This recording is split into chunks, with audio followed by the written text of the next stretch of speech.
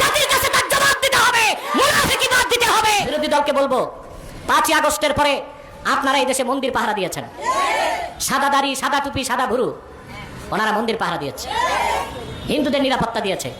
আজকে আপনারা নিশ্চুপ কেন?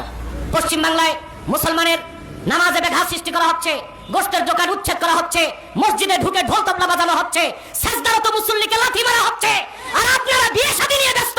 জাতির কাছে তার জবাব দিতে হবে, মুনাফিকিবাদ দিতে হবে। আপনারা ছোট্ট একটা ভিডিও স্কিপ দেখেছেন। মুফতি মাওলানা এনায়েতুল্লাহ আব্বাসী তিনি একটি বক্তব্য দিয়েছেন, যেই বক্তব্যটাকে ঘিরে ব্যাপক সমালোচনা, অনেক টল হচ্ছে। বিষয়টা একটু আপনি যদি গভীরভাবে তার বক্তব্যটা যদি একটু শুনি আর বোঝার চেষ্টা করি, তাহলে তিনি কার এজেন্ডা বাস্তবায়নের চেষ্টায় আছে এটা কিন্তু আমাদের চোখের সামনে পরিষ্কারভাবে ফুটে উঠবে। আসুন তার সম্পর্কে নিয়ে আমরা কিছু কথা শুনবো এবং আসলে সে কার এজেন্ডা বাস্তবায়ন করার টার্গেট নিছে এ ব্যাপারে আমরা একটু পর্যবেক্ষণ করব এবং কিছু আলোচনা শুনব। মুফতি এনায়েতুল্লাহ আব্বাসী তিনি বক্তব্য দিলেন এবং সেই বক্তব্যটা একটা দলকে কেন্দ্র করে এই বক্তব্যটা দিলেন।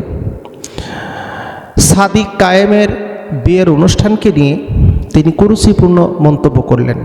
সোর্স অফ পয়েন্ট হলো, যেখানে ভারতের মুসলিমরা নির্যাতিত, মুসলমানদের উপরে অমানবিক নির্যাতন করা হচ্ছে, মুসলমানদের বাড়িঘর ভাঙচুর করা হচ্ছে, মুসলমানদের মসজিদ ভেঙে দেওয়া হচ্ছে, প্রতিটা মোড়ে মোড়ে মন্দির স্থাপন করা হচ্ছে। আমরা দেখতে পারলাম এই যে ভারতের যে একটা নির্বাচন হলো, নির্বাচনের পরে বিজেপি সরকার গঠন করার পর থেকেই শুরু হয়েছে মুসলমানদের উপর নানানভাবে নানান দিক দিয়ে নির্যাতন। এর প্রতিবাদ সমাবেশ বাংলাদেশের ছোট বড় অসংখ্য দল এই প্রতিবাদ সমাবেশ করেছেন। এখানে তিনি বক্তব্য দেওয়া সময় তিনি বলতেছেন যে বাংলাদেশের 5ই আগস্টের পরে এক দল লোক তারা হিন্দুদের বাড়ি পাহারা দিয়েছে, মন্দির পাহারা দিয়েছে, হিন্দুদের নিরাপত্তা দিয়েছে। আজকে আমার মুসলিম ভাইয়ের রক্ত ঝরে ভারতে, তাদের কোনো কথা নাই, তারা জবাব দিক। 5ই আগস্টে তোমরা যারা মন্দির এমনকি হিন্দুদের বাড়িঘর পাহারা দিছাও, তারা আজকে জবাব দাও আমার মুসলিম ভাইরা কেন নির্যাতিত হয়, এবং যেখানে মুসলমানরা নির্যাতিত হচ্ছে আর সেখানে তোমরা বিয়ের অনুষ্ঠানে আনন্দ উৎফুল্ল করতেছো, এর জবাবদিহিতা করতে হবে জামাত ইসলামকে।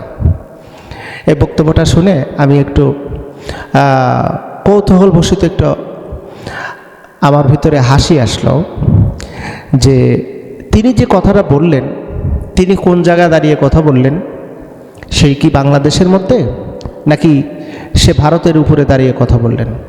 যাকে উদ্দেশ্য করে কথা বললেন তারা কি ভারতে বসবাস করে, ভারতের রাজনৈতিক দল নাকি বাংলাদেশের রাজনৈতিক দল? 24শে আগস্ট গণ অভ্যুত্থান হলো, এই 5ই আগস্টের সময় ভারতের কোনো রাজনৈতিক দলের পতন হয়েছিল নাকি বাংলাদেশের? এই লোকটি মাঝে মধ্যে যে কিছু কথা বলে, গাঁজাখড়ি কথাবার্তা বলেন। কারণ 24-এর যে গণ অভ্যুত্থানটা হয়েছে এটা হয়েছে বাংলাদেশে, বিশেষ একটি স্বৈরচারী ফেসিবাদী একটা দলের পতন হয়েছে। আর এই পতনকে কেন্দ্র করে সুবিধাবাদী, চেতনাধারী এবং যারা কথায় কথায় ধর্মনিরপেক্ষতা বলে কথা বলে এবং হিন্দুদেরকে তারা সংখ্যালঘু বলে উল্লেখ করে। ঠিক এমন একটা মুহূর্তে দেশের যখন কোনো সরকার নেই বা সরকার অন্তর্বর্তী সরকার আসলো, যেখানে দেশের কোনো প্রশাসনিক কাঠামো শক্তিশালী নয়, দুর্বল, সেই সময় ওরা চাচ্ছিল যে এই দেশের হিন্দু এবং মুসলিমদের ভিতরে একটা সাম্প্রদায়িক দাঙ্গামা সৃষ্টি করে বহির্বিশ্বকে দেখানো হবে যে এই দেশ কেবল হিন্দুরা বা অন্যান্য ধর্মাবলম্বীরা আওয়ামী লীগের কাছে নিরাপদ, আর কারোর কাছে নেই। তো এইটাকে ট্যাগেল দেওয়ার জন্য, যাতে হিন্দুদের উপরে যেন অনৈতিকভাবে কেউ যেন আক্রমণ করে সাম্প্রদায়িক দাঙ্গামা সৃষ্টি করে এই বাংলাদেশের পরিবেশটাকে যেন নষ্ট না করতে পারে, এই লক্ষ্যে জামাত ইসলাম তারা মন্দির এবং হিন্দুদের বাড়িঘর পাহারা দিয়েছে। এটা মানবিক দিক দিয়ে তারা সর্বোচ্চ সেরা একটা কাজ করেছে। তো এনায়েতুল্লাহ আব্বাসী সাহেব, আপনি